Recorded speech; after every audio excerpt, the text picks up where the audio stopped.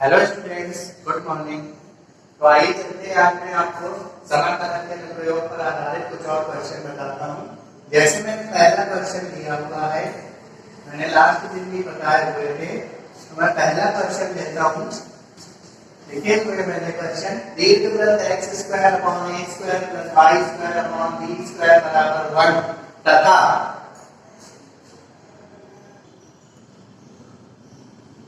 तथा कोटि x बराबर 0 तथा x बराबर a e द्वारा घिरे भाग का क्षेत्रफल ज्ञात कीजिए जब a का मान b से बड़ा हो। तो दीर्घवृत्त के समीकरण तो सेम होते हैं, रूप अलग अलग होते हैं। जब a का मान b से बड़ा हो तो अलग रूप का दीर्घवृत्त बनता है, जब b का मान a से बड़ा हो तो अलग रूप का दीर्घवृत्त बनता है। तो स्टूडेंट्स, लास्ट वीडियो में ऐसा ही एक सवाल बताया था, लेकिन उसमें स्पष्ट नहीं था कि रूप कौन सा था, तो हम प्रथम रूप लेके चले थे। अब स्पष्ट है कि a का मान b से बड़ा है तो भी हम प्रथम रूप का ही दीर्घवृत्त बनाएंगे। अगर b का मान a से बड़ा होता तो द्वितीय रूप का दीर्घवृत्त बनाते। तो मैं प्रथम रूप का दीर्घवृत्त ड्रॉ किए ले रहा हूँ। आपको मैं बता चुका हूँ प्रथम रूप का दीर्घवृत्त कुछ इस तरीके से बनता है। ये हो गया x square upon a square plus y square upon b square is equal to 1। और ये जो दीर्घवृत्त होता है स्टूडेंट्स, एक्स अक्ष के भी परिधि सममित होता है, वाई अक्ष के भी परिधि सममित होता है, मूल बिंदु की परिधि भी सममित होता है। लेकिन देखिए इसमें कहां से कहां तक का क्षेत्रफल निकालना है। कोटि x बराबर 0, तो x बराबर 0 का मतलब मूल बिंदु में देखेंगे तो x भी 0, y भी 0, और कोटि क्या है x बराबर a e। आपने ध्यान दिया हो प्रथम रूप का जो दीर्घवृत्त होता है स्टूडेंट्स, उनकी नाभियां होती है प्लस माइनस a e, 0, यानी एक नाभि होती है a e, 0 और एक नाभि होती है माइनस a e, 0। तो मुझे किस नाभि की जरूरत है? a e की जरूरत है। तो मैं सिर्फ a e वाली नाभि बना लूं, x बराबर a e, ये हो गया a e, 0, ये नाभि क्या होगी? x। तो इस नाभि से जब नीचे के देखा, क्योंकि ये नाभि x अक्ष में स्थित है, इससे कहीं खींची गई रेखा किसके समांतर होगी? y अक्ष के समांतर होगी। तो क्वेश्चन कह क्या रहा है? x बराबर 0 तथा x बराबर a e से घिरा हुआ है। तो देखिए ये x बराबर 0 का मतलब y अक्ष और x बराबर a का मतलब y अक्ष के समांतर एक दूसरी रेखा। तो इन दोनों रेखाओं के बीच में दीर्घवृत्त का कौन सा पोर्शन आ रहा है? एक ऊपर एक नीचे, यानी मुझे सिर्फ इन्हीं दोनों पोर्शन का क्या चाहिए? एरिया। पूरे दीर्घवृत्त का नहीं चाहिए मुझे, इस पार्ट और इस पार्ट का एरिया चाहिए। अब बताइए, दीर्घवृत्त x अक्ष के परिधि सममित है, तो x अक्ष को अगर मैं दर्पण मान लूं तो इसका ये वाला भाग और ये वाले भाग दोनों का एरिया आपस में क्या होगा? बराबर होगा। तो मैं क्या लिखूंगा? हम मूल बिंदु वाली लाइन नहीं लिखनी, क्योंकि मुझे पूरा दीर्घवृत्त का क्षेत्रफल नहीं चाहिए, मुझे सिर्फ इतने पोर्शन का क्षेत्रफल चाहिए, ऊपर और प्लस नीचे। तो देखिए ध्यान से, ये x अक्ष के परिधि सममित है, तो अगर x अक्ष को दर्पण मान ले तो ऊपर और नीचे दोनों भागों का क्षेत्रफल आपस में क्या होगा? बराबर। तो किसी एक भाग का क्षेत्रफल निकाल के उसमें दो का क्या करते हैं? गुणा। तो ऊपर और नीचे दोनों भाग का क्षेत्रफल निकल आएगा। इसको मैं l मानने ले रहा हूँ, इसको a मानने ले रहा हूँ, है ना? तो मैं क्या, आपको क्या लिखना है? चूंकि दिया हुआ दीर्घवृत्त x अक्ष के परिधि सममित है, अतः पूरे छायांकित भाग का क्षेत्रफल, आपको फिगर सही बनाना है, थोड़ी लैंग्वेज लिख लेनी। पूरे छायांकित भाग का क्षेत्रफल बराबर 2 गुणा और एक भाग का क्षेत्रफल निकालें। तो देखिए ये x अक्ष के ऊपर दिख रहा है, तो इसमें मैं कौन सी स्ट्रिप लगा दूं? वर्टिकल। इसकी चौड़ाई क्या? dx, लंबाई क्या? y। तो इंटीग्रेशन एरिया कैसे निकलेगा? इंटीग्रेशन y dx, और जब y dx का यूज करते हैं तो लिमिट किसकी होती है? x की। तो देखिए ये एरिया o से s तक चल रहा है, तो o में x अक्ष का निर्देशांक 0 और s में s अक्ष का निर्देशांक a e, तो इसकी लिमिट लगेगी 0 से a e। अब स्टूडेंट्स हमें क्या चाहिए? y। तो पिछले दिन मैंने जब आपको सवाल बताया था तो इस दीर्घवृत्त के समीकरण से y का क्या निकाला था? मान निकाला था। क्या निकाला था y का मान? b upon a। आपको याद हो b upon a under root a square minus x square, यही y का मैंने क्या निकाला था? मान। इससे आप y का मान निकालेंगे, यही निकलेगा। अब देखिए b अपॉन a पूरी तरीके से क्या है? b अपॉन a पूरी तरीके से है कांस्टेंट। तो मैं क्या करूंगा? b अपॉन a को बाहर कर लूंगा इंटीग्रेशन के, तो क्या आएगा?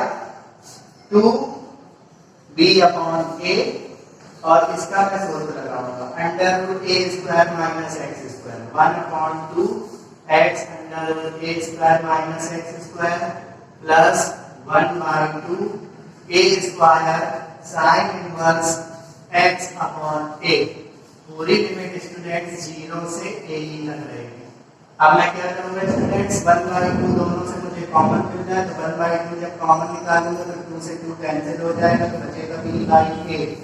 अब अंदर ऊपर लिमिट रखना शुरू करूंगा तो ऊपर x की उच्च सीमा क्या है a b तो x की जगह a b under root a square minus x की जगह a b तो a square e square plus 1 by 2 a square sine inverse x की जगह स्टूडेंट्स a ही रखेंगे तो a ही अपॉन a यानी साइन इनवर्स e बचेगा। तो ये स्टूडेंट्स आ गया अपर लिमिट और माइनस लगा के लोअर लिमिट रखेंगे ब्रैकेट में तो x की जगह 0 रख दीजिए ये पोर्शन 0 हो जाएगा और बचेगा कितना ये प्लस का 1 by 2 a square sine inverse 0 ये लोअर लिमिट रखने पर आया। तो students b by a e ध्यान से देखिए अंदर से a स्क्वायर कॉमन मिल रहा है a स्क्वायर कॉमन निकलेगा वर्गमूल के बाहर आएगा तो a हो जाएगा और a का गुणा इस a में करेंगे तो a स्क्वायर हो गया तो a स्क्वायर e और यहाँ पे a स्क्वायर कॉमन लेंगे स्टूडेंट्स तो 1 माइनस e स्क्वायर बचेगा और plus 1 by 2 a square sine inverse e। Sine में किसी भी कोण का मान e नहीं होता है तो इसका मान नहीं निकलेगा और ये पोर्शन 0 हो जाएगा क्योंकि साइन इनवर्स 0 का मान क्या होता है 0। अब स्टूडेंट्स देखिए ध्यान से यहाँ पर स्टूडेंट्स के 1 बाई 2 नहीं है 1 बाई 2 कॉमन ले लिया था यहाँ पर भी 1 बाई 2 नहीं है यहाँ पर भी 1 बाई 2 नहीं होगा। तो अब स्टूडेंट्स ध्यान से देखिए यहाँ से a स्क्वायर क्या मिल रहा है कॉमन मिल रहा है तो a स्क्वायर अगर कॉमन निकालेंगे तो वो a से a स्क्वायर कैंसिल हो जाएगा तो क्या बचेगा a b और ब्रैकेट के अंदर e under root 1 minus e square plus sine inverse e बचेगा स्टूडेंट्स।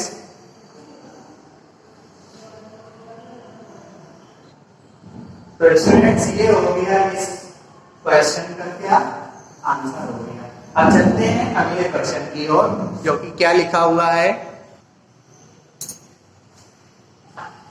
सो स्टूडेंट्स मैंने अगला क्वेश्चन लिया हुआ है वक्र y बराबर 3x प्लस 2 x तथा कोटियों x बराबर 1 x बराबर माइनस 1 x बराबर माइनस 1 तथा x बराबर 1 से घिरे भाग का क्षेत्रफल ज्ञात कीजिए। अब स्टूडेंट देखिए ये वक्र क्या है y बराबर 3x प्लस 2 है। अगर इसको मैं ध्यान से देखूं तो मैं ऐसा लिख सकता हूँ 3x माइनस y प्लस 2 बराबर 0। तो देखिए समीकरण में x का पद भी है y का पद भी है अचर पद भी है बराबर 0। तो ये रेखा हो गई और इस रेखा का ग्राफ हम कैसे बनाते हैं बिल्कुल सिंपल मैंने आपको बताया था कि बस दो खानों की एक टेबल बनाएंगे ये नकली काम आप कर लीजिए x और y। सबसे पहले x की जगह क्या फिल करेंगे 0 तो जब x की जगह 0 फिल करेंगे तो y का मान कितना आएगा 2 और फिर एक बार y की जगह 0 फिल करेंगे y की जगह 0 फिल करेंगे तो स्टूडेंट्स x का मान आएगा -2/3। तो स्टूडेंट्स एक पॉइंट हो गया 0,2 और एक पॉइंट हो गया -2/3, 0। इसको मैं दर्शाऊंगा इन दोनों को मिलाऊंगा तो रेखा बनेगी। ऐसे ही तो बताया था। तो अब सबसे पहले मैं कौन सा पॉइंट दर्शाए ले रहा हूँ पहला पॉइंट निकला 0,2 तो 0,2 तो y अक्ष में होगा ये स्टूडेंट्स हो गया 0,2। अब दूसरा पॉइंट क्या है -2/3, 0 तो -2/3 x अक्ष में चलेंगे 0 तो ये हो गया दूसरा पॉइंट -2/3, 0। इन दोनों को जब ज्वाइन करेंगे तो ये रेखा बन गई AB। इसको आप चाहें तो यूं भी निकाल सकते हैं। ये कौन सी रेखा का ग्राफ होगा y बराबर 3x प्लस 2 ये पूरी रेखा हुई y बराबर 3x प्लस 2 की। अब देखिए इसमें क्या कह रहा है कोणीय x बराबर -1। अच्छा ये जो -2/3 लिखा है -2/3 को लिखेंगे 0.66 यानी x का मान ये -0.66 है। अब मुझे कोटि क्या चाहिए -1 तो बताइए -1 -2/3 के बाईं तरफ होगा कि दाईं तरफ होगा बाईं तरफ होगा क्योंकि होता है। तो ये स्टूडेंट्स ये -1 हो गए, ये -1, 0। इससे लाइन निकालेंगे, ये y इसके समांतर। इस रेखा का समीकरण क्या है?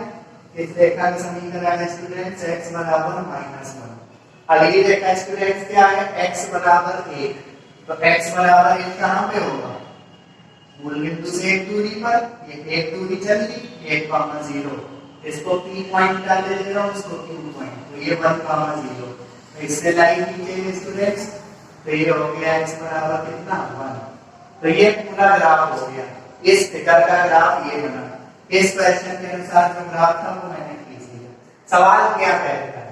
सवाल कह रहा है ये जो रेखा है y बराबर 3x + 2, इसका क्षेत्रफल कहां से कहां तक निकालना है? -1 और +1 से गिरेगा आपका क्षेत्रफल।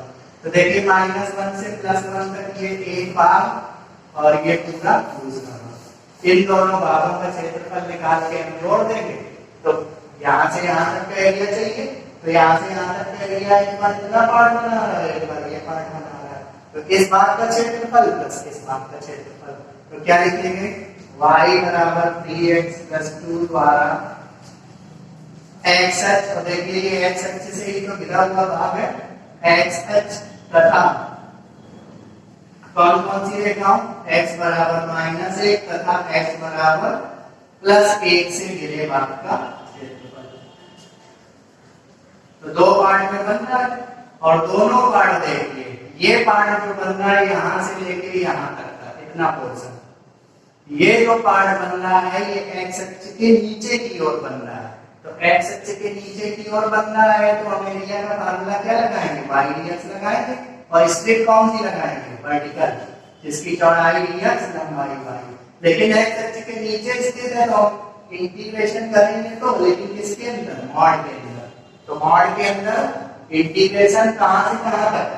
देखिए यहाँ P से लेके, अगर मैं इसको R पॉइंट नाम दे दूं, P से R तक, तो P के x अक्ष के निर्देशांक -1 और R के -2/3, तो -1 से -2/3 y dx प्लस, अब मुझे R से कहां तक चलना है? Q तक। तो R से Q तक चलेंगे तो R के x अक्ष के निर्देशांक -2/3 और Q के 1, और ये जो एरिया स्टूडेंट x अक्ष के ऊपर है, तो इसका इंटीग्रेशन में मॉड लगाने की जरूरत नहीं, सीधे लिख दीजिए इंटीग्रेशन -2/3 से और कहां तक? 1 तक चलना, और किसका? y अक्ष के x अक्ष के ऊपर है, तो इंटीग्रेशन क्या लगेगा? y dx। अब मुझे क्या रखना होगा? y की वैल्यू, तो y की वैल्यू कितनी स्टूडेंट्स? 3x + 2 है। तो मैं क्या रखूंगा स्टूडेंट्स? मॉड के अंदर -1 से -2/3 3x + 2 dx, और प्लस यहां पर भी y की वैल्यू कितनी रखेंगे? 3x + 2 dx। लेकिन स्टूडेंट्स ये मॉड तब तक नहीं हटेगा जब तक इंटीग्रेशन पूरा सॉल्व नहीं हो जाएगा। इसको मैंने नेगेटिव साइन से बचाने के लिए किया ऐसा। तो स्टूडेंट्स चलिए करते हैं इसका इंटीग्रेशन। 3x + 2 का इंटीग्रेशन कैसे होगा? अलग अलग, 3x का अलग, 2 का अलग। तो स्टूडेंट्स dx का इंटीग्रेशन होगा 3x² / 2 और 2 का इंटीग्रेशन 2x मॉड के अंदर, और इसकी लिमिट कितनी अप्लाई होगी? -1 से -2/3 मॉड 1 प्लस इसका इंटीग्रेशन भी सेम आने वाला है, फंक्शन तो सेम है, तो 3x² / 2 + 2x, और पूरी लिमिट स्टूडेंट्स इसकी बदली -2/3 से +1 तक। तो स्टूडेंट अब इसमें क्या करेंगे? मॉड लगा रहने देंगे। सबसे पहले x की जगह उच्च सीमा, तो 3/2 इंटू x की जगह उच्च सीमा कितनी? -2/3, -2/3 का स्क्वायर करिए, तो माइनस का कितना? -2/3 का स्क्वायर 4/9, और प्लस 2x में x की जगह -2/3 रखेंगे तो स्टूडेंट्स आएगा -4/3। ये तो उच्च सीमा लगी, माइनस लगा के निम्न सीमा ब्रैकेट लगा लीजिए, x की जगह -1 रखिए, तो 3/2 इंटू -1 का स्क्वायर, तो -1 का स्क्वायर +1, तो 3/2, और यहाँ पे -1 रखेंगे स्टूडेंट्स तो -2 आएगा प्लस। अब ऐसे इसमें रखेंगे, पहले उच्च सीमा x की 1, तो 1 रखेंगे तो ये आएगा 3/2 प्लस 2 माइनस, फिर x की जगह लेंगे सीमा कितनी -2/3, यही लाइन आने वाली है स्टूडेंट, सेम यही लाइन आएगी, इसको मैं लिख के दे रहा हूं 3/2 इंटू 4/9 माइनस 4/3। अब इसको मैं क्या करूंगा, पूरी तरीके से सॉल्व करूंगा तो मुझे क्या मिलेगा, फाइनल आंसर मिलेगा। सो स्टूडेंट्स चलिए सॉल्व करते हैं इसको। यहाँ पर देखिए 3 से 9 कैंसिल हो रहा है, 2 से 2 कैंसिल हो रहा है, 4, तो ये बचा स्टूडेंट्स 2/3, और 2/3 में 4/3 घटाएंगे तो माइनस का 2/3, और यहाँ पे एलसीएम ले स्टूडेंट्स तो आएगा -1/2, सॉल्व करेंगे एलसीएम लेंगे तो आएगा -1/2 प्लस, अब यहाँ पर बदला लेंगे, यहाँ पे सॉल्व करेंगे एलसीएम लेके तो 7/2 और माइनस, और ये पोर्शन स्टूडेंट और ये पोर्शन सेम है, तो इसका आंसर आया कितना -2/3, तो लिख दिया -2/3। अब इसको सॉल्व करेंगे तो मॉड -2/3 और ये माइनस माइनस प्लस 1/2 प्लस मतलब है कि 7/2 प्लस 2/3। अब मॉड के अंदर इसको सॉल्व करेंगे, लासा लेके तो आएगा -4 प्लस 3, तो माइनस का 1 और बटे 6, यानी ये सॉल्व हो गया है तो -1/6, और उसका मॉड प्लस 1/6 प्लस, यहाँ पे एलसीएम लेंगे 3 और 2 का एलसीएम 6, 3 सत्ते 21 और प्लस 4 25, तो स्टूडेंट्स ये आएगा 25/6, 1/6 में 25/6 जोड़ेंगे 26/6, 2 से काट दीजिए 13/3 वर्ग मीटर। ये स्टूडेंट्स इस क्वेश्चन का क्या हो गया, आंसर हो गया।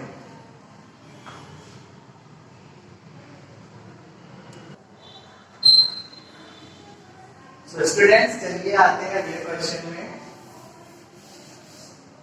अगला क्वेश्चन है, वृत्त रेखा x बराबर a/√2 तथा वृत्त x² + y² बराबर a² के से घिरे, यहाँ पर होगा से घिरे छोटे भाग का क्षेत्रफल ज्ञात कीजिए। तो देखिए ये जो वृत्त है x² + y² बराबर a², इस वृत्त का केंद्र क्या होता है, मूल बिंदु, और त्रिज्या क्या होती है a। इसका मैंने आपको ग्राफ बताया हुआ है, तो इसका जल्दी से ग्राफ ड्रॉ करेंगे, x² + y² बराबर a² का ग्राफ ड्रॉ करेंगे, जो कि बिल्कुल फिक्स है, केंद्र मूल बिंदु, कुछ ऐसा सर्कल आएगा, x² + y² बराबर a² का, ये पॉइंट a डैश, ये पॉइंट b डैश, a के निर्देशांक a, 0, a डैश के -a, 0, b के 0, a और b डैश के 0, -a। ये तो स्टूडेंट्स का वृत्त। अच्छा, इसकी ये o से a तक की दूरी स्मॉल है, ये -a, ये +a, ये -a, उस दिन मैं बता चुका हूँ। तो ये तो वृत्त का ग्राफ बन गया। ये क्या लिखा है, a/√2। तो स्टूडेंट ध्यान दीजिए, a वृत्त की त्रिज्या है, और त्रिज्या में किसी भी चीज का भाग देंगे तो छोटा हो जाएगा। भाई 5 है त्रिज्या, 5 में अगर 2 का भाग दे दिया तो 2.5 होगी। यानी स्टूडेंट्स जो x बराबर a/√2 है वो इस वृत्त के अंदर ही कहीं स्थित है। x बराबर a/√2 का ही है प्लस, तो x अक्ष की धन दिशा में a/√2 कहीं पर भी होगी। ये x बराबर मैंने ले लिया कितना, a/√2, और x अक्ष में स्थित है, 0 लगा दिया, इसको पॉइंट ले लिया p। ये स्टूडेंट्स पॉइंट ले लिया x बराबर a/√2, और इस पॉइंट से जब लाइन खींचेंगे तो किसके पैरेलल होगी, y एक्सिस के पैरेलल होगी। ये कौन सी लाइन है स्टूडेंट्स, x बराबर a/√2 की लाइन। तो देखिए जब x बराबर a/√2 की लाइन बनी तो वृत्त के दो पोर्शन हो गए, ये पोर्शन छोटा है और ये पोर्शन स्टूडेंट्स बड़ा है। तो तुम आपसे पूछ क्या रहा है, छोटे भाग का क्षेत्रफल, यानी मेरे को इतने भाग का एरिया चाहिए, ऊपर वाला नीचे वाला, पूरे भाग का नहीं चाहिए, सिर्फ छोटे भाग का, यानी ये और प्लस ये, ऊपर और नीचे। अब बताइए वृत्त x अक्ष के परितः सममित होता है, तो देखिए ये x अक्ष है और दो भाग बन रहे हैं, तो ऊपर वाले भाग और नीचे वाले भाग का क्षेत्रफल आपस में क्या होगा, बराबर। तो चित्र आपने बना दिया है, लिखेंगे क्योंकि हम जानते हैं वृत्त x² + y² बराबर a² x अक्ष के परिता सममित होता है, के परिता सममित होता है। अतः हमें कहाँ कहाँ का एरिया निकालना है, x square plus y square बराबर ए स्क्वायर तथा एक्स बराबर ए बाई रूट 2 इसी लाइन से घिरे भाग का क्षेत्रफल, घिरे भाग का क्षेत्रफल। तो स्टूडेंट्स मैं क्या करूंगा, या तो ऊपर वाले भाग का क्षेत्रफल निकाल लूं या तो नीचे वाले भाग का क्षेत्रफल निकाल लूं। इसमें 2 का क्या करूंगा, 2 इंटू ऊपर वाले भाग का नाम ये पी पॉइंट ले चुका हूं, पी ए आर, तो पी ए आर पी, तो 2 into P A R P का क्षेत्रफल। अब देखिए जो पी ए आर पी ऊपर वाला फंक्शन है एक्स अक्ष के ऊपर स्थित है, तो इसमें कौन सी स्ट्रिप लगाएंगे, वर्टिकल स्ट्रिप लगा दीजिए हिसाब करके। ये क्या है, dx चौड़ाई और y इसकी क्या लंबाई, तो एरिया का जो फार्मूला लगेगा इंटीग्रेशन y dx, तो 2 इंटीग्रेशन y dx। लेकिन लिमिट किसकी होगी, x की। तो देखिए p से a तक, तो p के x अक्ष के निर्देशांक क्या है, a by root 2 और a के a, तो a by root 2 से a। अब मुझे क्या करना है स्टूडेंट्स, y की वैल्यू निकालनी है। तो इस वक्त से y की वैल्यू क्या होगी, under root a square minus x square होने वाली है।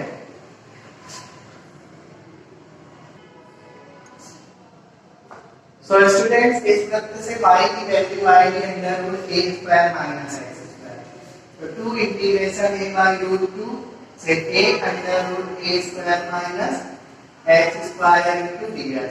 ये फिर से वही सूत्र बना, लिमिट बदली, under root a square minus x square का इंटीग्रेशन, तो 2 इंटू इसका इंटीग्रेशन क्या होता है, 1/2 x under root a square minus x square plus 1/2 a square sine inverse x by a। पूरी लिमिट कितनी, पूरी लिमिट a बाई रूट 2 से a तक। अब स्टूडेंट ध्यान दीजिए, 1/2 कॉमन होके इस 2 से कैंसिल हो जाएगा, यानी आगे कुछ नहीं बचेगा। ये 1/2 भी नहीं है, सबसे पहले x की जगह a रखेंगे, तो x की जगह a रखेंगे, ये 0 हो जाएगा। 1/2 बढ़ चुका है, तो यहाँ पे क्या बचेगा, a स्क्वायर साइन इनवर्स, और यहाँ पर a बाई a, x की जगह a रखेंगे तो बचेगा 1। ये तो अपर लिमिट होगी, माइनस लगा के लोअर लिमिट रखिए। 1/2 बढ़ चुका है, x की जगह कितना, a by root 2 under root a square minus, जब x की जगह a बाई रूट 2 करेंगे उसका स्क्वायर करेंगे तो a स्क्वायर बाई 2 प्लस ये 1/2 हट चुका है, a square sine inverse, x की जगह जब a बाई रूट 2 रखेंगे तो a बाई रूट 2 a हो जाएगा, a से a कैंसिल तो 1/2। अब स्टूडेंट्स इसको सॉल्व करिए, साइन इनवर्स 1 का मतलब साइन में कितने अंश का मान 1/2 होता है, तो स्टूडेंट्स π/2 का, ये आप लोग जानते हैं। अच्छा, इसको जब सॉल्व करेंगे स्टूडेंट्स एलसीएम लेके तो आएगा a स्क्वायर अपॉन 2, और a स्क्वायर अपॉन 2 का वर्गमूल निकालेंगे तो आएगा a बाई रूट 2। तो स्टूडेंट ध्यान से देखिए, बाहर a बाई रूट 2 था और इनटू ये भी कितना आएगा, a बाई रूट 2 और प्लस a स्क्वायर, और ये लिखा है साइन इनवर्स 1/√2, तो साइन में कितने अंश का मान 1/√2 होता है स्टूडेंट्स, π/4, तो यहाँ पर लिख दिया π/4। अब स्टूडेंट्स ध्यान से देखिए, बचा a स्क्वायर π/2 माइनस, यहाँ पे गुणा करेंगे तो a स्क्वायर और बाई 2, माइनस का भी गुणा कर रहे हैं, ये माइनस और प्लस माइनस, और a स्क्वायर π/4। आप एक काम करिएगा, इन दोनों में a स्क्वायर पाई कॉमन ले लीजिएगा, इन दोनों को जब एलसीएम लेके स्टूडेंट सॉल्व करेंगे तो आएगा कितना, a स्क्वायर पाई और अपॉन कितना 4 आएगा, और माइनस का a स्क्वायर बाई 2। इन दोनों से क्या करेंगे आप, a स्क्वायर बाई 2 क्या मिलता है कॉमन, तो a स्क्वायर बाई 2 क्या निकाल लेंगे कॉमन, तो क्या बचेगा स्टूडेंट्स π/2 माइनस 1, और क्षेत्रफल निकालना है तो वर्ग का ही जरूर लगाएंगे। ये स्टूडेंट इस क्वेश्चन का क्या हो गया, आंसर हो गया। अगला क्वेश्चन है स्टूडेंट्स, रेखाओं y बराबर mod x प्लस 1 और क्या दिया है, x बराबर -3, x बराबर 1 तथा y बराबर 0, इन सबसे घिरे भाग का क्या निकालना है? क्षेत्रफल। तो उस दिन मैंने आपको बताया था कि मॉड के अंदर अगर कोई बहुपद आ जाए, मॉड के अंदर अगर कोई बहुपद आ जाए, जैसे मॉड के अंदर x+1 है, ये बहुपद है, तो क्या करेंगे? इस बहुपद को 0 के बराबर रखेंगे, तो x इक्वल कितना है? -1। यानी इस मॉड का ग्राफ कैसे बनेगा? x इक्वल -1 से चेंज हो जाएगा, चेंज हो जाएगा का मतलब टर्न हो जाएगा। तो मैं क्या करूंगा? इसका अगर ग्राफ बनाना है स्टूडेंट, सबसे सरल मेथड बताया था मैंने आपको, तो इसका क्रांतिक बिंदु क्या है? -1 है। तो -1 कहाँ पे होगा? -1 ये स्टूडेंट्स -1 है, और कॉमा 0 लगा दीजिए। तो इस बिंदु से दो रेखाएं खींचिए, एक बाईं ओर और एक दाईं ओर। ये y बराबर mod x+1 का क्या हो गया? ग्राफ हो गया। अच्छा, जो बाईं वाली रेखा है उसमें जब मॉड हटाएंगे तो माइनस लगेगा, तो y बराबर माइनस का x+1, और जो दाईं तरफ वाली रेखा है उसमें प्लस का लगेगा, तो y बराबर प्लस। ये ग्राफ हो गया किसका? y बराबर mod x+1 का।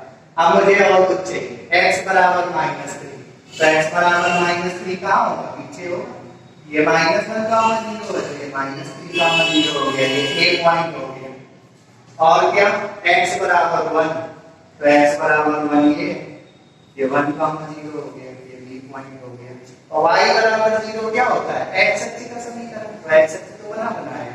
तो बताइए -3 से अगर लाइन खींचेंगे y अक्ष के समांतर, 1 से लाइन खींचेंगे y अक्ष के समांतर, तो बताइए कितना एरिया कवर हो रहा है? देखिए घिरा हुआ भाग कौन सा है? एक पोर्शन और एक ये दूसरा पोर्शन है ना।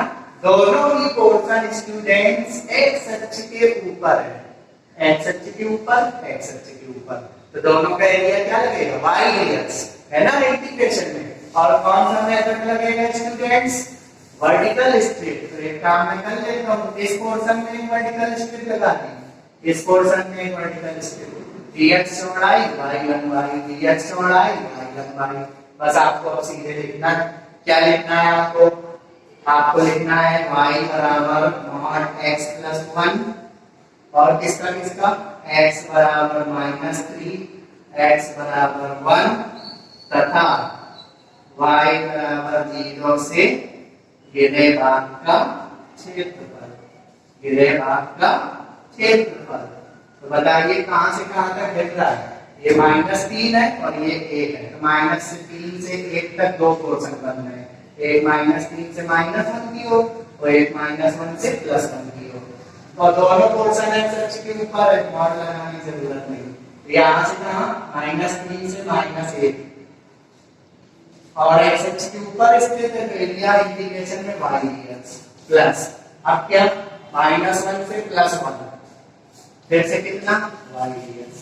हाँ ध्यान दीजिएगा यहाँ पे, जब हम -3 से -1 तक चल रहे हैं, तो -3 से -1 तक में कौन सी रेखा आ रही है? ये वाली, और इस रेखा का y क्या है? -x+1, तो इसमें y नीचे में क्या लगाएंगे?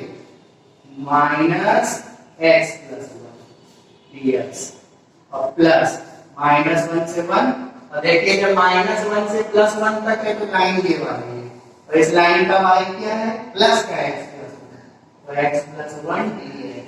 ये आपको लाइन ध्यान रखनी है इसमें। अब स्टूडेंट्स आगे बढ़ते हैं इसमें।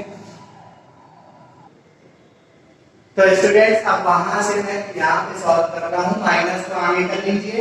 x+1 का इंटीग्रेशन कैसे होगा? x का अलग 1 का अलग, तो x का x के सापेक्ष स्टूडेंट्स x² 2 और 1 का x, लिमिट कितनी? लिमिट -3 से -1 प्लस, सेम है फंक्शन सेम है, तो यही बना रहेगा x² 2 प्लस x।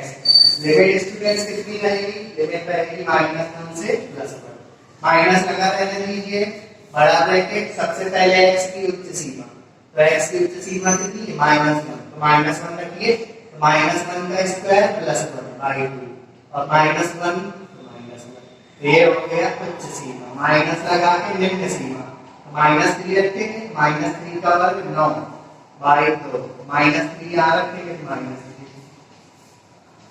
प्लस, अब यहाँ पर भी वही काम करिए, x की जगह उच्च सीमा 1, तो 1 का स्क्वायर 1 बाई 2 1/2 प्लस 1 और माइनस लगाया, x की जगह निम्न सीमा -1, तो -1 का स्क्वायर प्लस 1/2 और -1। बस इसको मुझे फाइनल सॉल्व करना है। तो माइनस चल रहा है, देखिए 1/2 में 1 माइनस करेंगे -1/2 आएगा और यहाँ पे देखिए एलसीएम लेंगे तो आएगा स्टूडेंट्स -3/2 सॉल्व करेंगे और प्लस यहाँ पर बताइए 1/2 में 1 जोड़ेंगे तो 3/2 और स्टूडेंट्स यहाँ 1/2 में 1 माइनस करेंगे -1/2 और ये माइनस माइनस प्लस 1/2।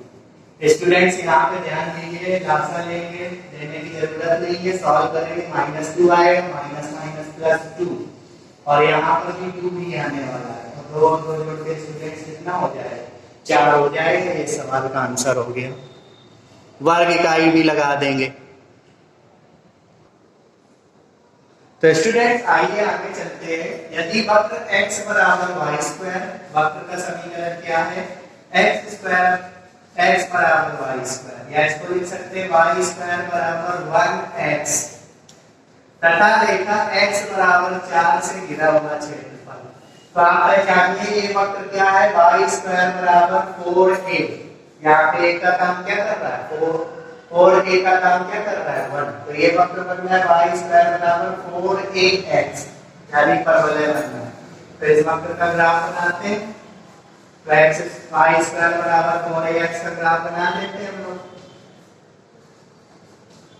तो स्टूडेंट्स ये बना क्या ग्राफ y² बराबर x का, ये y² बराबर x का ग्राफ बन गया। अब देखा क्या है x बराबर 4, तो x बराबर 4 का मतलब x अक्ष में 4 दूरी चले वैसे एक रेखा खींचे। ये स्टूडेंट्स x बराबर 4 की लाइन होगी, ये x बराबर 4 की क्या होगी रेखा होगी। इससे घिरा हुआ जो क्षेत्रफल है, देखिए क्या इससे घिरा हुआ क्षेत्रफल यानी ये ऊपर और नीचे दोनों बराबर होंगे, क्योंकि ये जो परवलय होता है x अक्ष के परिधि सममित होता है, तो ये दोनों के क्षेत्रफल आपस में क्या होंगे बराबर। लेकिन सवाल क्या ही आता है, क्षेत्रफल एक रेखा x बराबर a द्वारा 2 बराबर भागों में विभाजित होता है, तो यानी कोई रेखा x बराबर a है जो इस क्षेत्रफल को 2 बराबर भागों में विभाजित कर रही है। x बराबर a का मतलब ये a दूरी ले ली x अक्ष में, तो a x बराबर a की रेखा होगी। तो इस रेखा x बराबर a द्वारा ये जो क्षेत्रफल है 2 बराबर भागों में विभाजित होता है, यानी ये पूरा पोर्शन और ये पूरा पोर्शन दोनों के क्षेत्रफल आपस में क्या है बराबर। तो प्रश्नानुसार ये रेखा x बराबर 6 खींची, तो प्रश्नानुसार x बराबर 1 जब x बराबर a रेखा खींची तो ये पूरा a क्षेत्रफल और ये पूरा a क्षेत्रफल आपस में क्या हो गया बराबर। इसमें पॉइंट में डाले हुए लोग a b c d, यहाँ पे e है, तो देखिए x बराबर a के बाईं तरफ वाला एरिया क्या नाम होगा, बाईं तरफ वाले एरिया का क्या नाम होगा ODEO, यानी ODEO का क्षेत्रफल बराबर है, मैं नहीं कह रहा हूँ सवाल कह रहा है। और इस रेखा के दाईं तरफ वाला क्षेत्रफल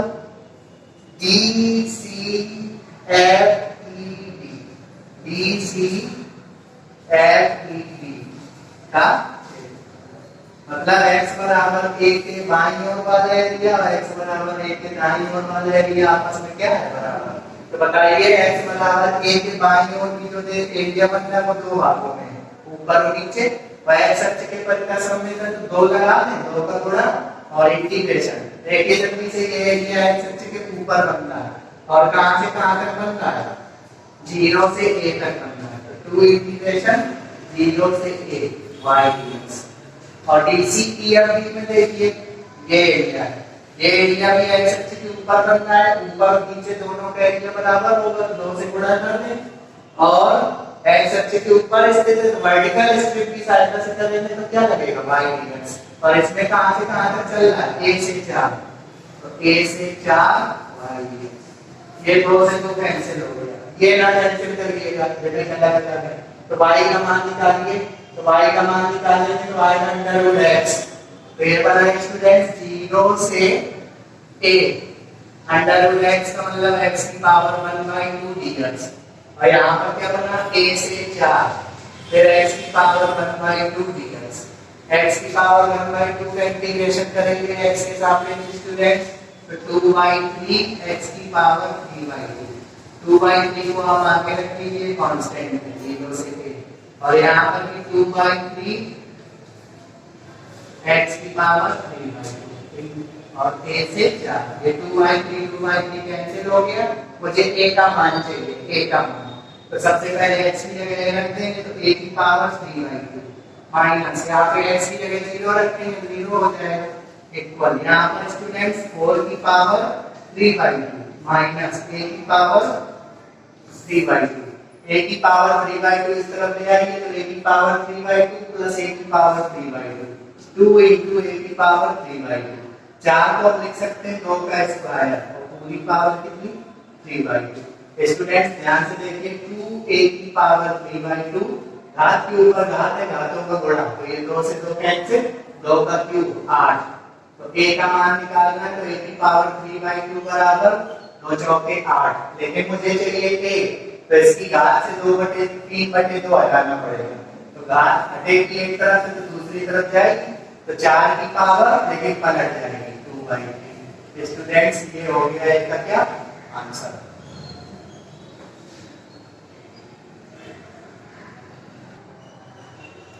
सो स्टूडेंट्स आज के वीडियो में मैंने आपको निश्चित समाकलनों पर आधारित कुछ और क्वेश्चन बताए हुए हैं। अब मैं इस चैप्टर को अगले दिन भी कंटिन्यू करूंगा। Thank you.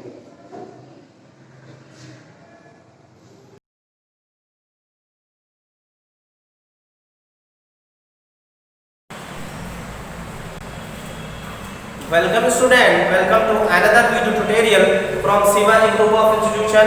Myself SK Pal, and today I am going to explain the next topic of the lesson organic evolution. पिछली क्लास में मैंने आपको एविडेंसेस दिए थे वेस्टिजियल ऑर्गन से। ह्यूमंस में 100 से भी ज़्यादा वेस्टिजियल ऑर्गन्स पाए जाते हैं, जिसमें से मैंने 6-7 एग्जाम्पल बताए थे, वही आपके एग्जाम्स में पूछे जाते हैं। उससे पहले मैंने आपको एविडेंस दिया था होमोलॉजी और एनालॉजी से। आज हम एविडेंस देंगे ऑर्गेनिक इवोल्यूशन का एविडेंस फ्रॉम कनेक्टिव लिंक से। किससे? कनेक्टिव लिंक से। कनेक्टिव लिंक क्या होती है, सबसे पहले आपको ये समझना चाहिए। कनेक्टिव लिंक्स, जिसे हम हिंदी में संयोजी कड़ी कहते हैं। संयोजी कड़ी, देखिए जैसा कि नाम से ही प्रतीत हो रहा है, संयोजन यानी कि दो अलग अलग फाइलम, दो अलग अलग संघ है, दो अलग अलग संघ का संयोजन हुआ।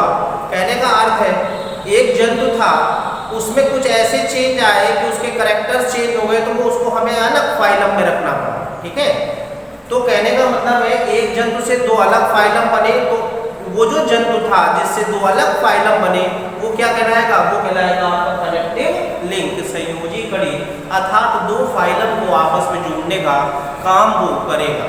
तो संयोजी कड़ी क्या होता है? डेफिनेशन क्या होती है कनेक्टिव लिंक्स की?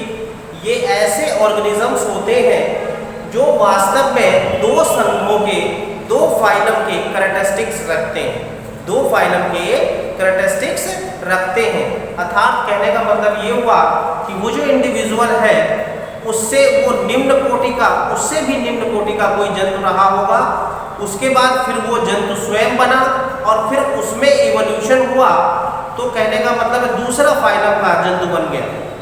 तो कहने का मतलब ये हुआ कि जो वो जंतु रहा होगा वो क्या रहा होगा? दो फाइलम के बीच में कनेक्टिव लिंक रहा होगा, संयोजी कड़ी रहा होगा। और वो संयोजी कड़ी कैसे रहा होगा? उसमें निम्न कोटि के फाइलम के भी कैरेक्टर रहे होंगे और फिर उसके बाद उसमें उच्च कोटि के फाइलम के भी कुछ ना कुछ कैरेक्टर रहे होंगे। तो इसी को हम क्या बोलते हैं? कनेक्टिव लिंक्स कहते हैं। Connective links are such type of individual which having the characteristics of two different phyla. It means that they also having the characteristics of lower phyla and also having the characteristics of higher phyla. So such type of a individual are called connective link. ऐसे individuals को हम संयोजी कड़ी कहते हैं, जो दो अलग अलग फाइलम्स के, दो अलग अलग संघों के कैरेक्टर्स रखते हैं। और एक बात और ध्यान रखिएगा इसमें कि ये जो कनेक्टिव लिंक है, जिसे हम संयोजी कड़ी कहते हैं, ये ऑर्गेनिक इवोल्यूशन का सबसे बेस्ट प्रमाण है। सबसे बेस्ट प्रमाण हमको इसी में मिलता है, जो कनेक्टिव लिंक्स होते हैं ये वास्तव में हमको बताते हैं कि इवोल्यूशन कैसे हुआ, कैसे निम्न कोटि के जंतुओं से उच्च कोटि के जंतुओं की उत्पत्ति हो गई। तो ये जो कनेक्टिव लिंक्स हैं ये सॉलिड एविडेंस देते हैं कि ऑर्गेनिक इवोल्यूशन हुआ है। तो अगर आपसे पूछा जाए क्वेश्चन इस टाइप से आ सकता है, उन्होंने एविडेंसेस दे दिए, evidences from homology and analogy option, और पूछ दिया which of the following represent the solid evidence of the organic evolution, और उसने ऑप्शन दे दिया होमोलॉजी एनालॉजी, फर्स्ट ऑप्शन दे दिया, दूसरा उसने दे दिया वेस्टिजियल ऑर्गन का, तीसरा ऑप्शन उसने दे दिया कनेक्टिव लिंक्स का, और चौथा ऑप्शन उसने दे दिया क्या, नन ऑफ द अबव। तो आप यहाँ पर क्या याद रखेंगे कि सबसे बेस्ट एविडेंस कहाँ से मिलता है, हमें कनेक्टिव लिंक से मिलता है।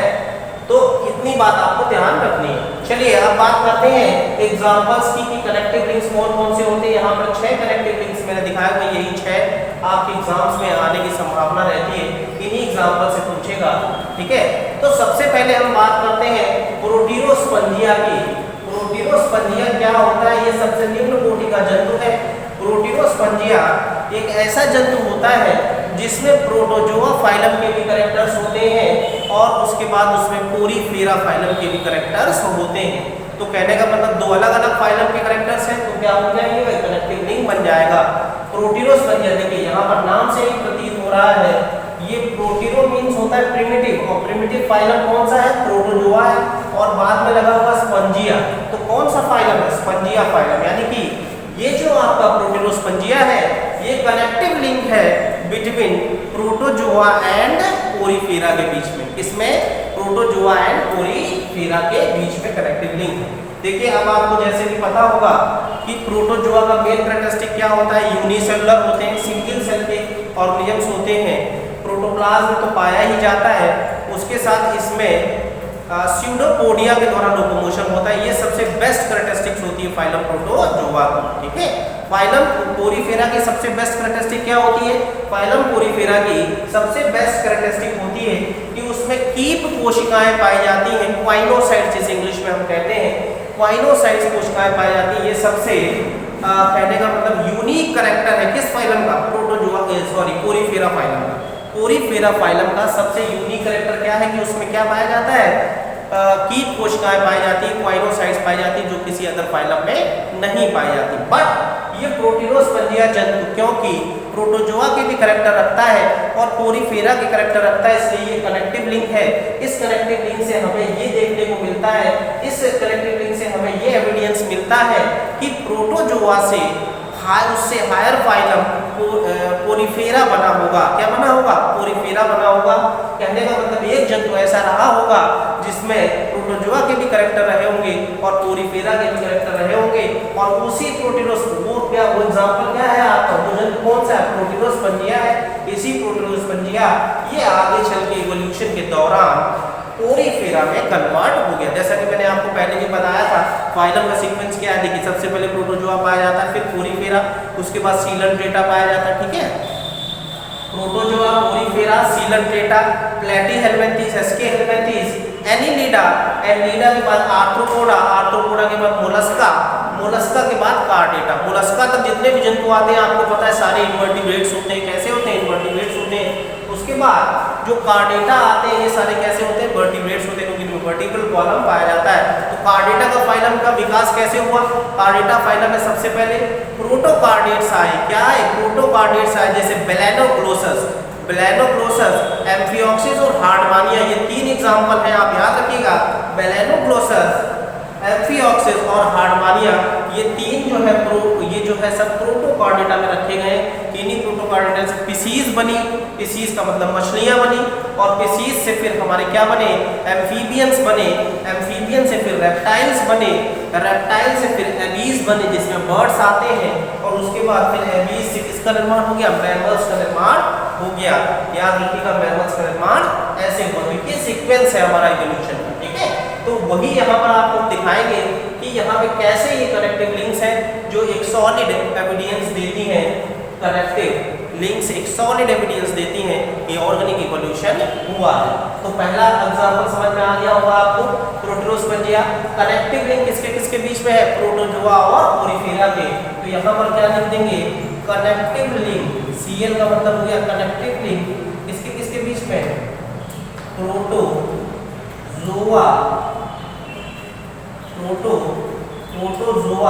And Porifera.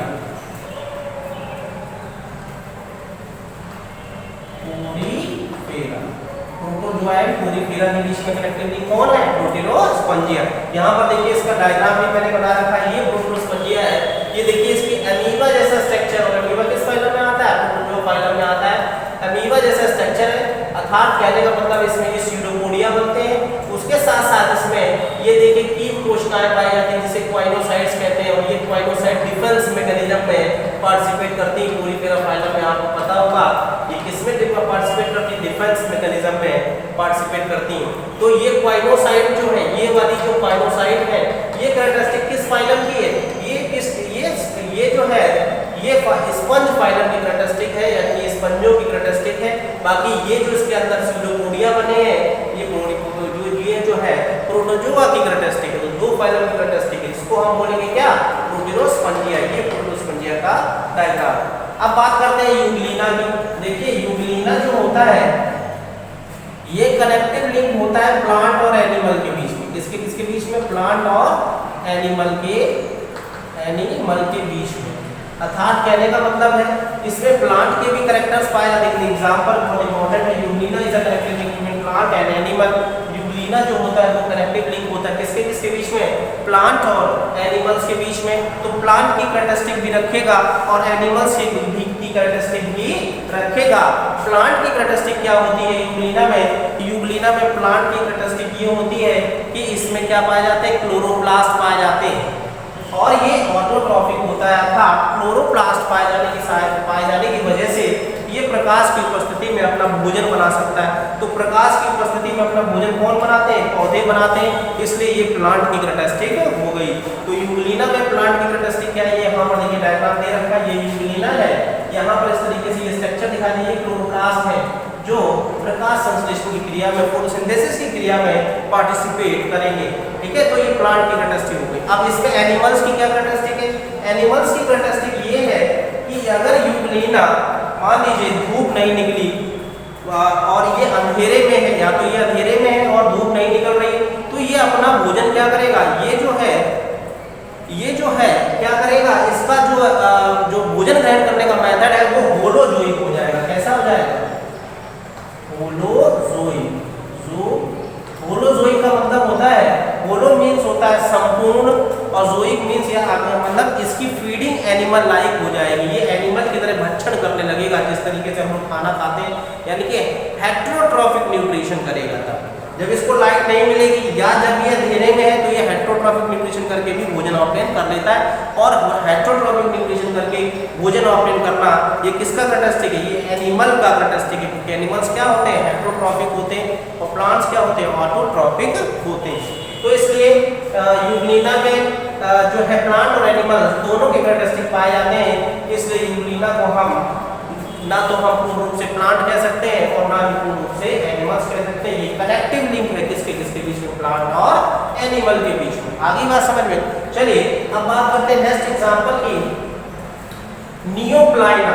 नियोप्लाइना बहुत ज्यादा पूछा जाता है। नियोप्लाइना, ये इसका डायग्राम दे रखा है नियोप्लाइना का।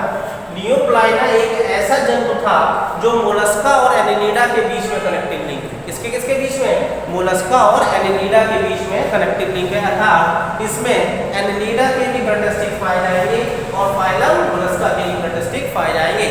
फाइलम मोलस्का का मेन कैरेक्टरिस्टिक क्या होता है, फाइलम मोलस्का का मेन कैरेक्टरिस्टिक होता है कि ये शेल्ड एनिमल्स होते हैं। अर्थात इनके ऊपर एक कवच पाया जाता है जिसे हम शेल कहते हैं, SHELL शेल होता है, ध्यान रखिएगा, SHELL शेल। अर्थात ये किसी खोल के अंदर बंद रहते हैं। ठीक है, ये मोलस्का की कैरेक्टरिस्टिक होती है। दूसरी कैरेक्टरिस्टिक मोलस्का की क्या होती है कि उसमें फुट पाया जाता है, FOOT फुट पाया जाता है। नीचे की तरफ ये स्ट्रक्चर है फुट, और ये फुट लोकोमोशन में पार्टिसिपेट करता है, लोकोमोशन में सहायता करता है। तो ये कैरेक्टरिस्टिक किसकी हो गई, ये कैरेक्टरिस्टिक हमारी किस फाइलम की हो गई, फाइलम मोलस्का की हो गई। चलिए अब बात करते हैं कि इसमें अर्थात नियोप्लाइना में एनेलिडा की क्या कैरेक्टरिस्टिक है। तो तो नियोप्लाइना में एनेलिडा की कैरेक्टरिस्टिक ये है कि इसमें एनेलिडा की कैरेक्टरिस्टिक ये है कि इसमें नेफ्रीडिया पाया जाता है। क्या पाया जाता है? नेफ्रीडिया। और फाइलम एनेलिडा की यूनिक कैरेक्टर है नेफ्रीडिया, और नेफ्रीडिया एक एक्सक्रीटरी ऑर्गन होता है जो केवल किसमें पाया जाता है? एनेलिडा फाइलम में पाया जाता है और किसी फाइलम में नहीं पाया जाता। बट क्योंकि ये कनेक्टिव लिंक है, क्योंकि ये कनेक्टिव लिंक है, इसलिए याद रखिएगा ये। अच्छा, एक चीज और अभी जैसे आगे बताएंगे।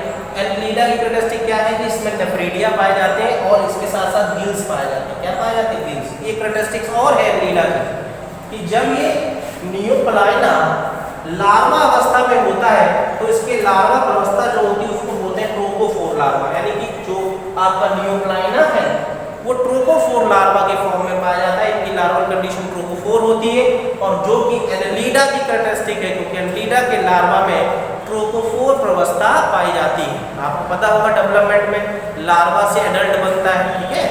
डायरेक्ट और इनडायरेक्ट डेवलपमेंट जिसे कहते हैं। डायरेक्ट डेवलपमेंट में तो डायरेक्ट इंडिविजुअल बन जाता है, बट इनडायरेक्ट डेवलपमेंट में वो जो है जो एग होता है वो पहले प्यूपा में कन्वर्ट होता है, प्यूपा के बाद फिर वो लार्वा में कन्वर्ट होता है, लार्वा के बाद फिर वो एडल्ट में कन्वर्ट होकर तब वो नया इंडिविजुअल बनता है। तो वो इनडायरेक्ट डेवलपमेंट, तो इनडायरेक्ट डेवलपमेंट इसमें होता है, इसलिए इसमें लार्वा बनता है।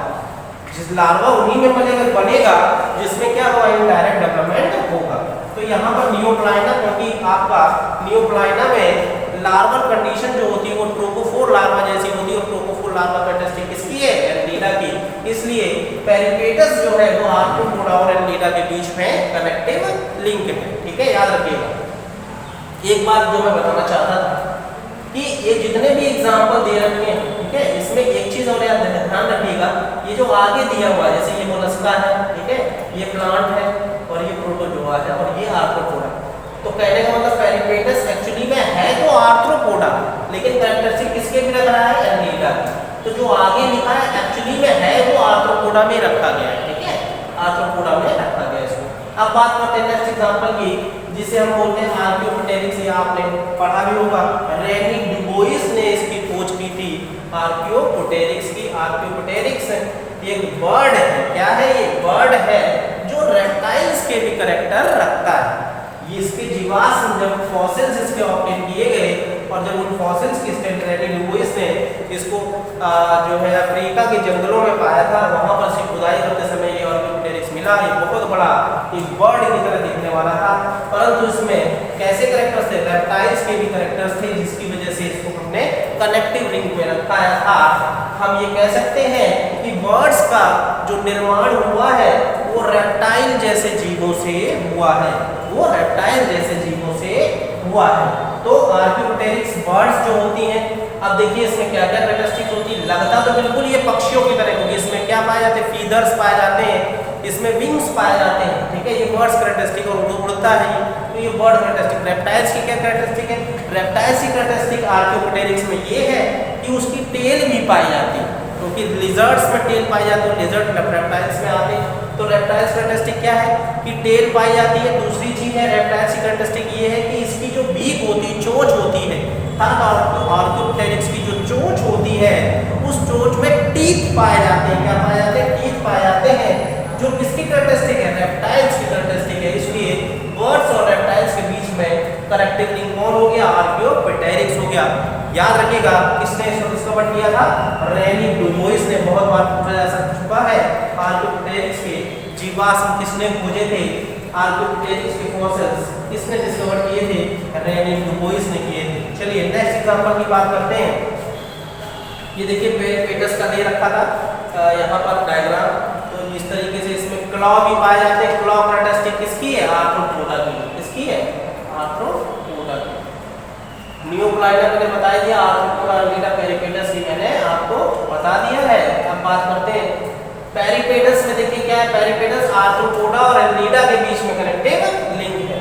आर्थ्रोपोडा और एनेलिडा के बीच में कनेक्टिव। एनेलिडा की कैरेक्टरिस्टिक क्या है? एनेलिडा की कैरेक्टरिस्टिक की कि एनेलिडा के इसमें जो है सेगमेंटेड पाया जाता है। एनेलिडा जो है इसमें सेगमेंट्स पाए जाते हैं, तो ये एनेलिडा की कैरेक्टरिस्टिक होगी। आर्थ्रोपोडा की कैरेक्टरिस्टिक क्या है कि एंटीना पाए जाते हैं, माउथ पाया जाता है और क्लॉ पाए जाते हैं। ये किसकी कैरेक्टरिस्टिक है? ये है आर्थ्रोपोडा की कैरेक्टरिस्टिक। तो Peripatus is a connective link between Arthropoda and Annelida. Archaeopteryx मैंने बता ही दिया आपको। अब बात करते हैं प्रोटोथीरिया की। प्रोटोथीरिया, प्रोटो मींस होता है प्रिमिटिव एंड थीरियंस में रखा गया है मैमल्स को। किसको रखा गया? मैमल्स को। तो कहने का मतलब Prototheria is a connective link between mammals and Arthropoda. Mammals and Arthropoda. Prototherians जो है ये कैरेक्टरिस्टिक किसके बीच में कनेक्टिव लिंक है? मैमल्स और आर्थ्रोपोडा। इसमें मैमल्स कैरेक्टरिस्टिक पाए जाते हैं, मेमोरी ग्लैंड पाई जाती है, इसलिए इसको मैमल्स में भी रखा गया है। और इसमें आर्थ्रोपोडा की भी कैरेक्टरिस्टिक पाई जाती है, अर्थात इसमें माउथ एंटीना वगैरह सब पाए जाते हैं, जिसकी वजह से इसको हम आर्थ्रोपोडा में रखते हैं। तो ये कैरेक्टरिस्टिक हो गई किसकी? ये कनेक्टिव लिंक हो गया प्रोटोथीरिया किसके बीच में? मैमल्स और आर्थ्रोपोडा के बीच में। आपसे क्वेश्चन कैसे पूछा जाएगा? केवल एग्जांपल दे देंगे। प्रोटोस्पंजिया किसके बीच में कनेक्टिव लिंक है? तो याद रखिएगा प्रोटोजोआ कोरिफेरा के बीच में, यूग्लिना प्लांट और एनिमल के बीच में, नियोक्लाइडा मस्का और एंटीना के बीच में, पेरिपेटस और आर्थ्रोपोडा और एनिलिडा के बीच में, आर्कियोपेटेरिक्स बर्ड्स और रेप्टाइल्स के बीच में। इसके बाद प्रोटोथीरिया मैमल्स और आर्थ्रोपोडा के बीच में कनेक्टिव लिंक। तो ये कनेक्टिव लिंक्स जो है सॉलिड एविडेंस देते हैं कि ऑर्गेनिक इवोल्यूशन हुआ है। So student, this is all over today. Thank you.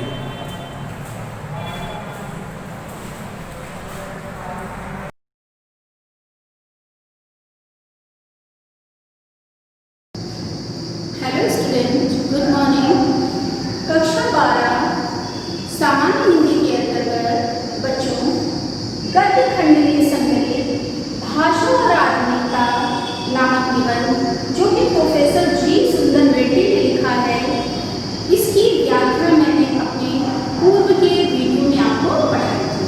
आज इस वीडियो में मैं उसकी आगे की व्याख्या पढ़ाने जा रही हूँ। तो आप सभी स्टूडेंट्स अपनी सामान्य हिंदी की पुस्तक को निकालकर गद्य खंड में संकलित भाषा और आधुनिकता नामक निबंध की व्याख्या को मेरे साथ पढ़ेंगे। बच्चों, मैंने आपको बताया था कि भाषा और आधुनिकता नामक निबंध प्रोफेसर जी सुंदर रेड्डी द्वारा लिखा गया है। यह एक निबंध विधा में लिखा गया लेख है। इसकी भाषा संस्कृत निष्ठ खड़ी बोली है। इसमें विचारात्मक शैली है। तो बच्चों, जो पैराग्राफ अब हमें पढ़ना था वो इस प्रकार है। और एक प्रश्न यह है कि कौन इस साहित्यिक शुद्धिकरण का जिम्मा अपने ऊपर ले सकते हैं। पूर्व के वीडियो में मैंने व्याख्या के दौरान आपको बताया था कि भाषा भी सदैव गतिशील रहती है, परिवर्तनशील रहती है। अनेक संस्कृतियों एवं व्यक्तियों के संसर्ग या प्रभाव से उसमें परिवर्तन आता है। और भाषा में ये जो परिवर्तन होता है वो शब्द के स्तर पर होता है। इसी कारण हमारी भाषा में अरबी, फारसी, उर्दू, अंग्रेजी, जापानी, फ्रेंच आदि अनेक भाषाओं के शब्द जो हैं मिल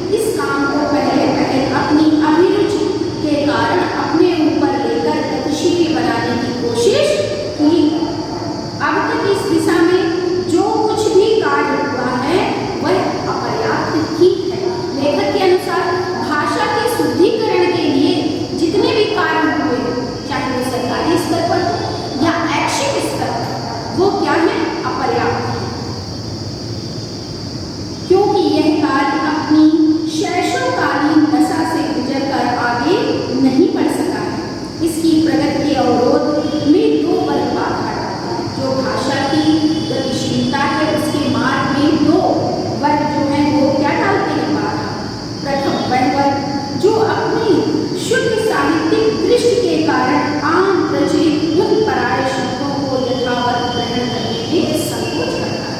एक वर्ग है वो है जो अपनी भाषा में आम प्रचलित इन शब्दों को यथावत ग्रहण करने में क्या करता है, संकोच करता है।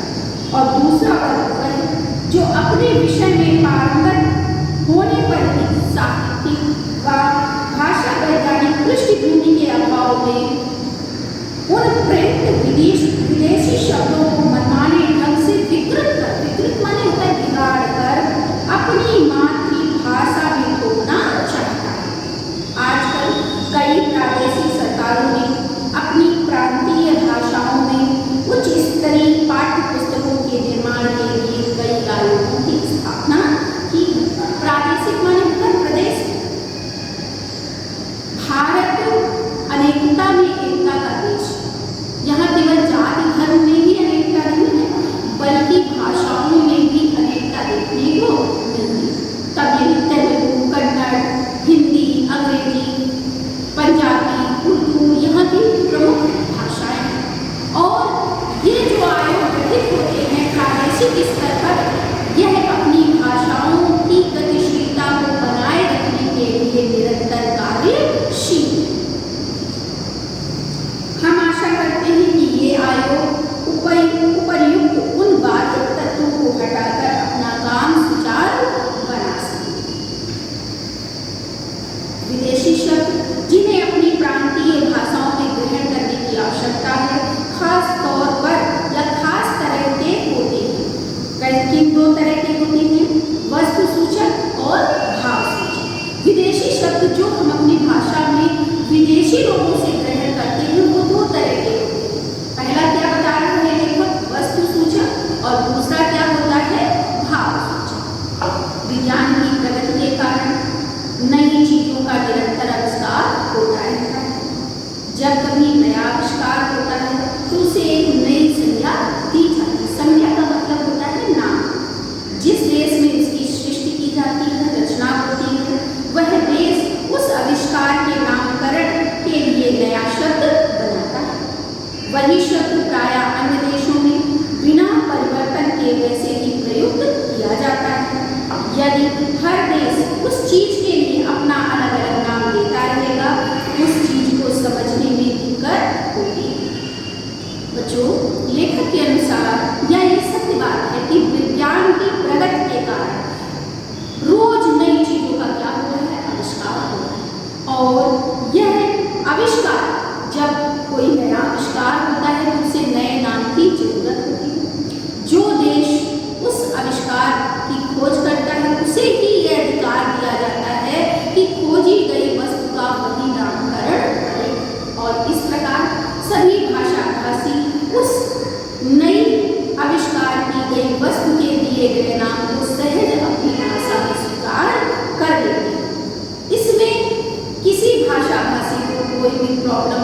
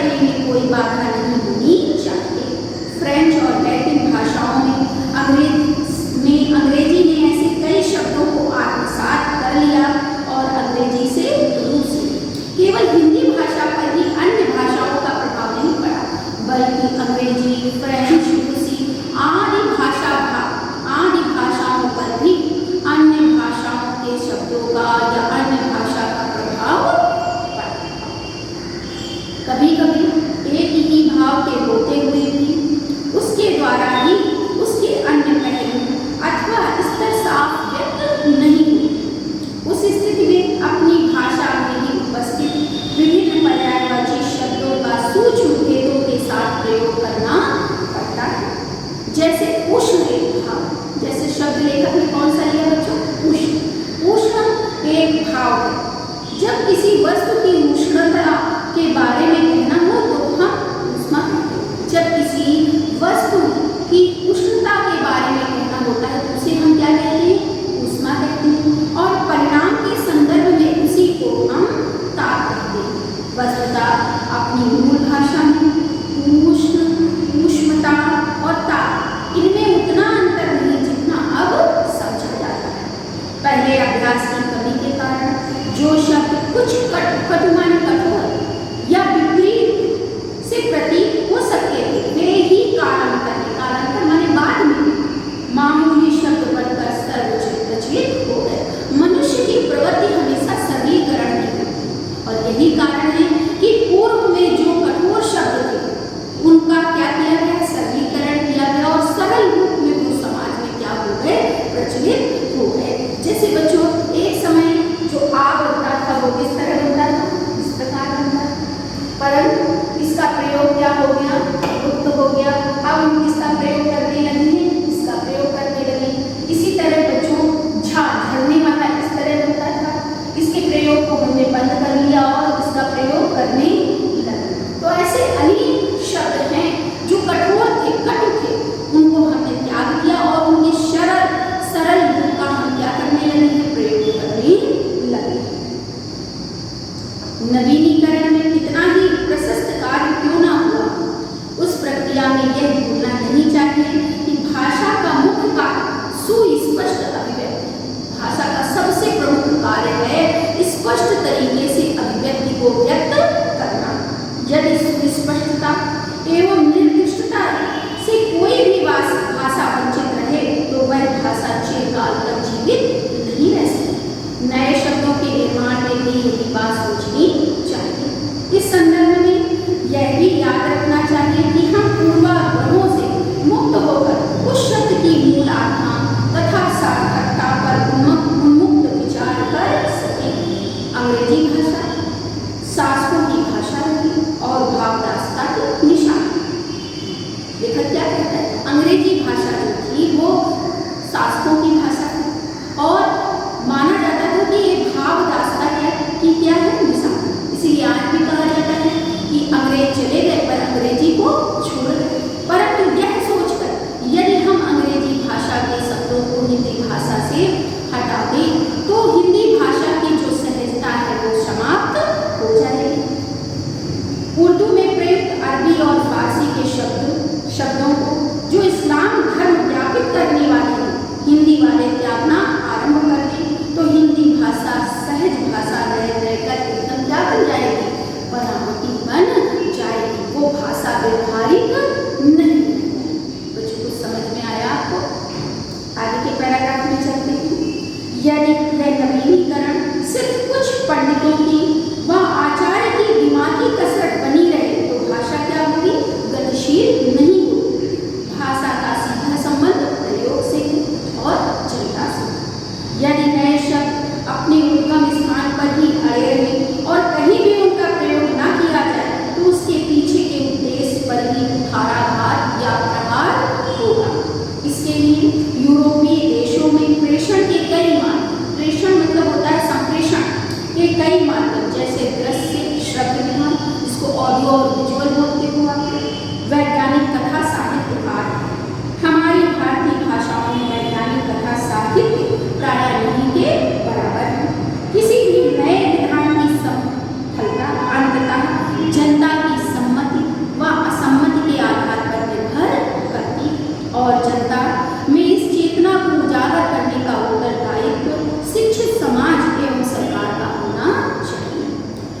यहाँ लेखक बच्चों आपको समझाना चाहता है कि विज्ञान की प्रगति के कारण नए नए शब्दों की जरूरत पड़ती है और यदि वो नए शब्द अपने उद्गम स्थल पर ही बने हैं तो जो भाषा की गतिशीलता है वो क्या हो जाएगी?